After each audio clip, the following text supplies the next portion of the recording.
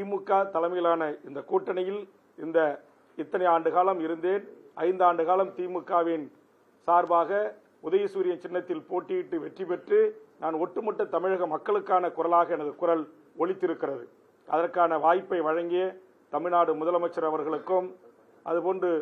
தோழமையுடனும் கூட்டணியுடனும் நட்பு சக்தியாக என்னோடு கைகோர்த்து தமிழர் வாழ்வுரிமை கூட்டமைப்பில் பல போராட்டங்களில் பங்கெடுத்து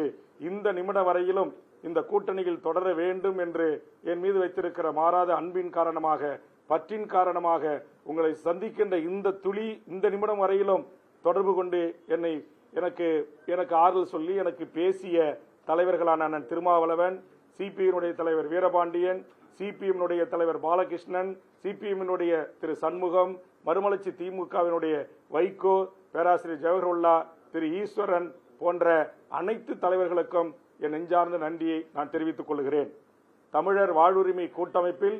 உலக தமிழர்களின் வாழ்வுரிமைக்காகவும், ஈழ இன பிரச்சனைகளை குறித்தும், தமிழ் சமூகத்தின் வாழ்வுரிமைக்காகவும் என்னால் தலைமை ஒருங்கிணைப்பாளர் நடத்தப்படுகின்ற தமிழர் வாழ்வுரிமை கூட்டமைப்பில் தொடர்ந்து நாம் பயணிப்போம் என்று எனக்கு தெரிவித்திருக்கிறார்கள். ஆக அந்த வகையில் தமிழக வாழ்வுரிமை கட்சி, எங்கள் கட்சியினுடைய செயற்குழு, பொதுக்குழு, அரசியல் தலைமைக்குழு, தொகுதி தலைவர், செயலாளர், மாவட்ட தலைவர், செயலாளர், மாநில நிர்வாகிகள், நகர ஒன்றிய செயலாளர் அளவிலான பொதுக்குழு அனைவரும் சேர்ந்து எடுத்த முடிவுக்கிணங்க அவர்கள் அனைவரும் சேர்ந்து எனக்கு அளித்த அந்த அதிகாரத்தின் அடிப்படையில் இன்று முதல் தமிழக வாழ்வுரிமை கட்சி திமுக தலைமையிலான கூட்டணியில் இருந்து விலகுவது என்பதை